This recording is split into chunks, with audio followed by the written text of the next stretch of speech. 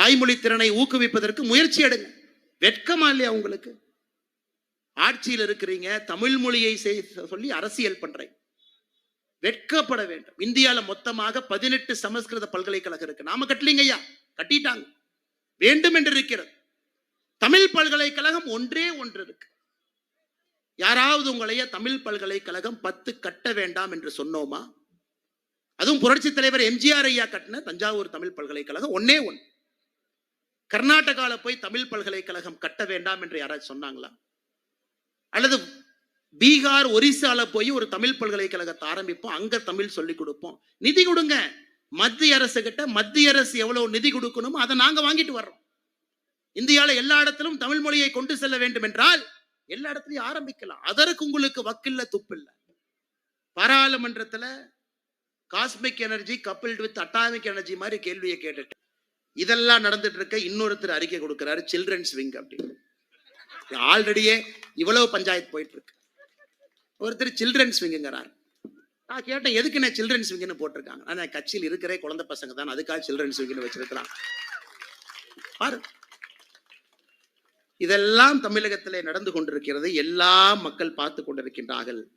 ஒரு புதிதாக கட்சி ஆரம்பிக்கக்கூடிய தலைவர் ஒருத்தர் சொல்றாரு, இந்த பட்ஜெட்டை பார்த்தேன், வழக்கம் போல மத்திய அரசு தமிழக மக்களை வஞ்சிச்சிருக்கிறாங்க. ஒரு புதிதாக கட்சி ஆரம்பிச்ச தலைவர் சொல்றார், ஏன்னா ஜிஎஸ்டி குறைப்பு பத்தி இந்த பட்ஜெட்ல ஒன்னையுமே காணாமே. அண்ணே, அதுக்கு ஜிஎஸ்டி கவுன்சில் மீட்டிங்னே, அது பட்ஜெட்னே, யாராவது தயவு செஞ்சு கூட 2 பேர்த்த உட்கார வச்சு சரியா சொல்லி கொடுக்க சொல்லுங்க. ஜிஎஸ்டி கவுன்சில் மீட்டிங் என்ன, பட்ஜெட் என்ன, இரண்டும் வேற. இவங்கெல்லாம் தமிழகத்துல மாற்றத்தை கொடுக்க போறோன்னு கிளம்பி வந்திருக்கிறாங்க. ஆணவத்தினுடைய உச்சம், ஆணவத்தினுடைய உச்சம். இன்னொரு கட்சியில யார் தலைவராக இருக்க வேண்டும் என்பதை இன்னொரு கட்சியில் இருக்கக்கூடிய ஒரு நபர் முடிவு பண்ணுவாங்க. ஏங்க, உங்க கட்சியில தான் துண்டை போட்டு நீங்க உங்களுக்கு அப்புறம் பையன், அதுக்கப்புறம் இன்ப நிதி, அதுக்கப்புறம் என்னமோ நிதின்னு வச்சிருக்கிறீங்க. இந்த கட்சியை பொறுத்தவரை அண்ணாமலை தொடர்ச்சியாக இருக்க மாட்டான்.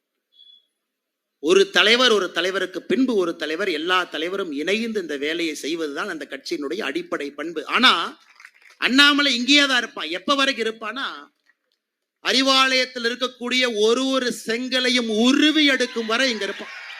உருவி எடுக்கும் வரை.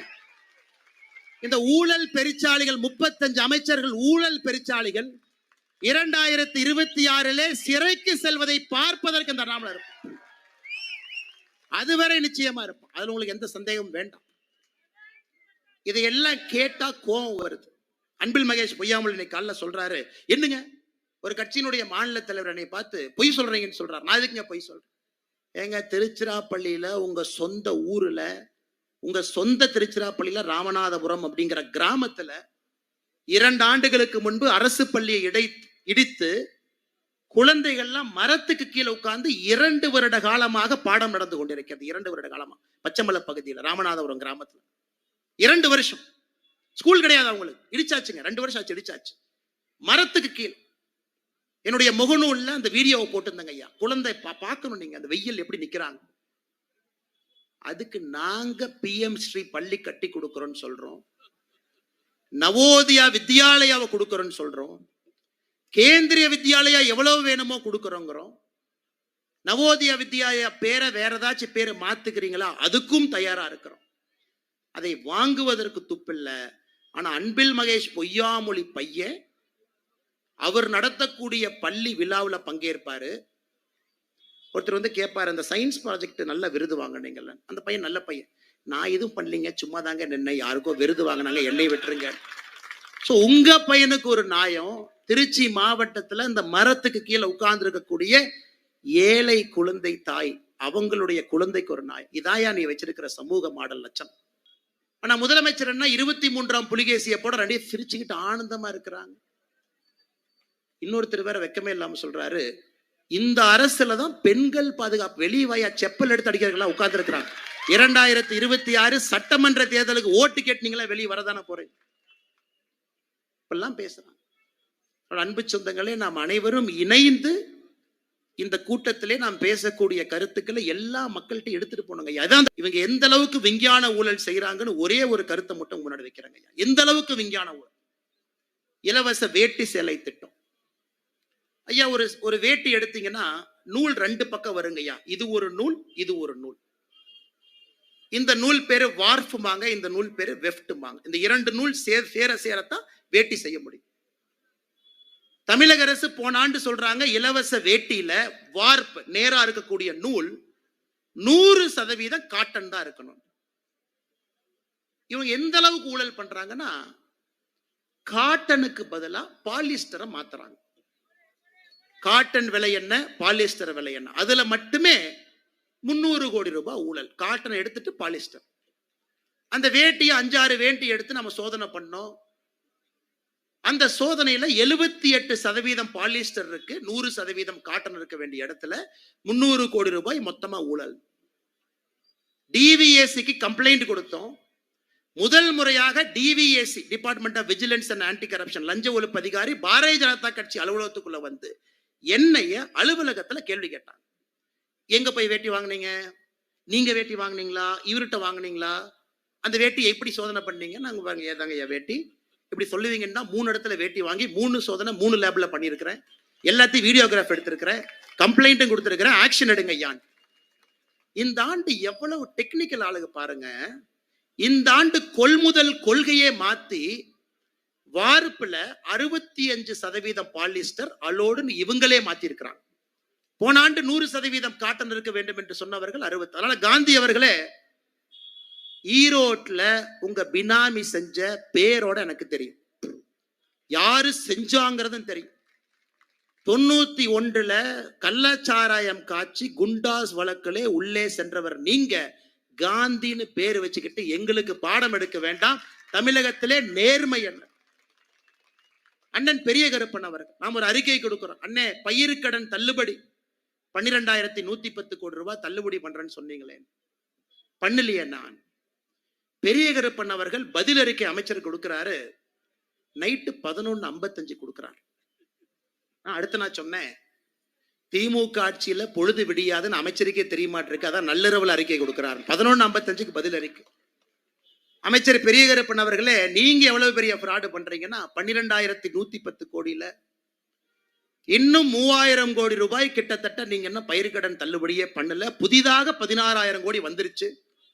ஒரு துறையும் தில்லுமுள்ளு செய்து செய்து செய்து மக்களை ஏமாற்றிக் கொண்டிருக்கின்றார். இதுல முதலமைச்சர் இருட்டு கடைக்கு போறார், திருநெல்வேலிக்கு. இருட்டு கடைக்கு அல்வா எப்படி இருக்கு? நல்லா இருக்கு. அந்த அல்வா கொடுக்குற அம்மாவோட முகத்தை பார்க்கணும். 3.5 வருஷமா உங்கள்கிட்ட அல்வா வாங்குறேன், ஒரு அல்வா தான் என்னால கொடுக்க முடிஞ்சது. பயிர்க்கடன் அல்வா, கல்வி கடன் அல்வா, பெண்களுக்கு 1000 ரூபாய் கொடுப்போம் அல்வா, ஓய்வூதியம் உயர்வு அல்வா, தற்கால பணியில் இருந்தீங்கன்னா நிரந்தர பணி அல்வா, செவிலியருக்கு இது அல்வா, மொத்தமாக அல்வா கடை நடத்தி கொண்டிருக்கக்கூடிய முதலமைச்சர் அவர்கள் மத்திய அரசு நாம அல்வா கொடுக்கிறோம்னு சொல்றீங்கன்னா உங்களுக்கு எவ்வளவு திராணி இருக்கும். அதனால அன்பு முதலமைச்சர் அவர்களே, இன்னும் 1 வருஷம் உங்களுக்கு இருக்கு. எப்ப நீங்க மதுரைக்கு போய் ஜல்லிக்கட்டை பார்க்கும்போது மூர்த்தி அவரை பார்க்கணும். இன்ப நிதி கூட 4 நண்பர்கள் வந்திருக்கிறாங்க. இன்ப நிதிக்கு அந்த வியூ, அந்த மாடுக்கு அப்படியே தெரிய மாட்டேதாமா. உடனே அந்த மூர்த்தியோட ஒரு அம்மாவை பார்த்து, யாருமா இந்த அம்மா, நீ எதிரிமா அப்படி, அந்த அம்மா தான் கலெக்டருங்கிறாங்க. யாரா இருந்தா எதிரி? இன்ப நிதி அவருக்கு தெரியாத ஒரு மாட்டை பார்த்து என்னையா நம்ம ஆட்சி நடத்துறோம். இது எல்லாம் தமிழகத்திலே மக்கள் பார்த்து கொண்டிருக்கலாம். கலெக்டர் அம்மா அப்படியே சைலண்டா எந்திரிச்சு அப்படி 2 சேர் தள்ளி உட்கார்றாங்க. மூர்த்தி சொல்ற, எல்லாம் வாங்க வாங்க தம்பிகள்லாம் வாங்க, தம்பிகள்லாம் வந்து ஃபர்ஸ்ட் ரோல் உட்கார்ந்து எல்லாம் பாருங்க.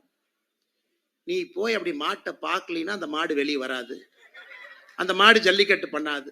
பாருங்க, தள்ள விதி. இவர்களுடைய கொடூரத்தை தாண்டி இந்த குஞ்சு கோழின்னு சொல்லுவோம், நீ குஞ்சு கோழியினுடைய கொடூரத்தையும் பார்க்க வேண்டிய நிலைமை நமக்கு. 2ஆம் தலைமுறை 3ஆம் தலைமுறை எல்லாம் வளர்த்து விட்டு மோடிக்கு பாடம் எடுக்கின்றார் ஜனநாயகம்னா என்னன்னு. கிளை தலைவரை மேடையில் அழைத்து கௌரவம் கொடுத்து இந்த கட்சியில் அப்புறம் தாங்க கூட்டமே நடத்துவோம். அது இந்த கட்சியினுடைய ஜனநாயகம்.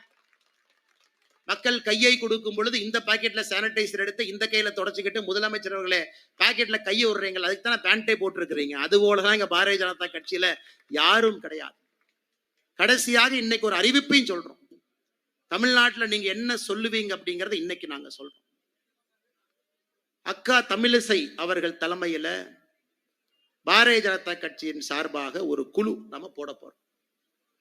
அந்த குழு பாரதிய ஜனதா கட்சி ஆட்சியில் இருக்கக்கூடிய மாநிலத்தினுடைய முதலமைச்சர்கள் எல்லாம் சந்தித்து அங்கே நம்முடைய மக்கள் நலத்திட்டங்கள் என்னெல்லாம் செய்யறாமோ அதை பார்த்துட்டு வந்து தமிழகத்திலே 2026 தேர்தல் அறிக்கையை தயாரிப்பாங்க. பெண்களை நல்லா கேட்டுக்குங்க தாய்மார்களே, டெல்லியில 2500, இங்கே அதை தாண்டி செல்ல இருக்கின்றோம். அதை தாண்டி எங்களால் செய்ய முடியும். அசாம்ல, மத்திய பிரதேசல, மகாராஷ்டிராவில அனைத்து இடத்திலும் ஏழை மக்களுக்கு ஆதரவாக பாரதிய ஜனதா கட்சி நிக்குது. தயவு செஞ்சு இந்த 1000 ரூபாய் தூக்கிட்டு எங்க பக்கத்துல வந்துடாதீங்க. மற்ற மாநிலத்திலே பாரதிய ஜனதா கட்சி தாய்மார்களுக்கு, மகளிருக்கு, சகோதரிகளுக்கு மகாராஷ்டிரால 2100, டெல்லியில 2500. அக்கா அவர்கள் குழு எல்லா மாநிலத்திற்கும் சென்று வந்த பிறகு இந்தியாவிலே தேசிய ஜனநாயக கூட்டணி பாரதிய ஜனதா கட்சியினுடைய ஆட்சி அதிகமா பெண்கள் தாய்மார்களுக்கு மாதம் மாதம் உதவி தொகை கொடுப்பது தமிழகத்துல தான் அதிகம் என்பதை எங்களுடைய தேர்தல் வாக்குறுதியாக மக்களுக்கு நாம கொடுக்கிறோம். இந்த 1000 ரூபாய், அதை 200 ரூபாய் ஏத்துறேன், 300 ரூபாய் ஏத்துறேன், இந்த பக்கம் வந்துடாது. உங்கள் முல்லை எடுத்து, உங்கள் முல்லை எப்படி எடுத்து எறிவது என்பது பாரதிய ஜனதா கட்சிக்கு தெரியும். மக்களோடு மக்களாக 2026 தேர்தல் களத்திலே நிற்போம். இந்தியாவில் எங்கெல்லாம் மூளை முடுக்கெல்லாம் மக்களுக்கு எந்த மாதிரி திட்டத்தை எல்லாம் கொண்டு வந்திருக்கின்றோமோ வளர்ச்சி திட்டத்தோடு தமிழகத்திற்கு அதையும் கொண்டு வரப்போகின்றோம்.